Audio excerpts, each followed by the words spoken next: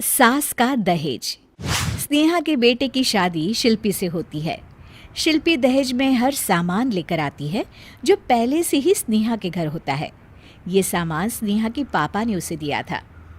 अरे शिल्पी, मेरा टीवी क्यों हटाया? क्यों हटाया मतलब? अरे बड़ा और अपडेटेड टीवी है ये। स्नेहा को गुस्सा आता है और वो शिल्पी के बड़े टीवी के बगल में अपने पुराने जमाने का टीवी भी रख देती है। बड़ी आई अपडेटेड वाला। अरे बहुत सारी तेरी जैसी बहुओं को जानती हूँ मैं, जो घर से लाए सामान का रौब दिखाती है। ये ना समझ के हम भिखारी हैं। देख ले, हमारे पास भी टीवी है। ओहो, जो करना है वो करो। कोई मेहमान आएगा तो हंसेगा कि एक ही जगह दो दो टीवी। हंसने दे, दुनिया भी तो देखे कि सिर्फ तू नहीं, मैं भी दहेज लेकर आई थी। अब यही हाल हर सामान का हो जाता है। ड्राइंग रूम में एक साथ दो तरह के सोफे रखे होते हैं, एक नया आलीशान तो एक पुराना लकड़ी का। शिल्पी स्नेहा की इस आदत से काफ़ी दुखी हो जाती है। एक टीवी पर रामायण चलती है तो बगल की टीवी में फिल्मी गाने, किसी को किसी की आवाज़ भी सुनाई ना पड़े वैसे। घर के दूसरे सदस्य भी सास बहू की इस आदत से परेशान हो जाते हैं। एक दिन स्नेहा की बहन उसके घर आती है और घर का नज़ारा देखकर हैरान हो जाती है। कहीं पुरानी फ्रिज के बगल में, कहीं नई फ्रिज, तो कूलर के ठीक ऊपर एसी। अरे स्नेहा, ये तूने घर की क्या हालत बना रखी है? बहू रानी, तू तो नए जमाने की लड़की है, फिर घर को कबाड़ी बाजार सा कैसे सजा रखा है? नया फैशन है क्या?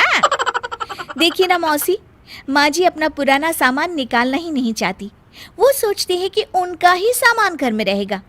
अरे बहन, तू इस मामले में ना बोल तो ही अच्छा है। मैंने बहुत सी बहुओं को देखा है अपने लाए सामान पर सास को धौंस दिखाते, और मैं भला किसी की धौंस को क्यों सहन करूं? मेरे पास तो सारा सामान है, और वैसे भी क्या कहते हैं, ओल्ड इज गोल्ड।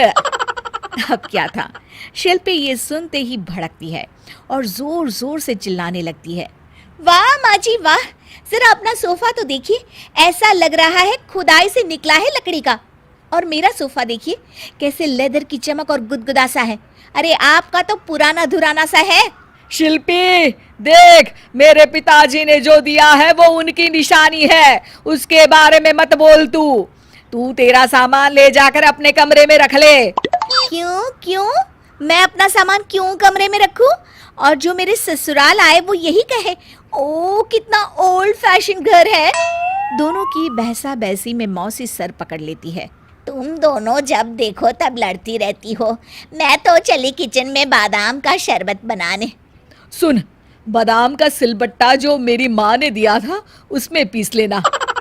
तो शिल्पी बोल पड़ती है, मौसी कसम है आपको, आप मेरे पापा की दी मिक्सी में ही बादाम पीसिएगा। खैर, मौसी तो जाती है किचन में, लेकिन ड्राइंग रूम में सास बहू की बहसा बहसी जारी रहती है। तभी शिल्पी को गुस्सा आ जाता है और वो अपने पापा के दिए सोफे पर जाकर जोर से बैठती है, लेकिन तभी सोफा जोर से आवाज कर टूट जाता है। हे भगवान, ये क्या हुआ? ये सोफा कैसे टूट गया? बेटा, अब समझ में आया ओल्ड इज गोल्ड क्यों कहा जाता है। टूट गया ना तेरा सोफा। तभी किचन से जोर से आवाज आती है और मौसी काली पीली होकर किचन से बाहर निकलती हैं।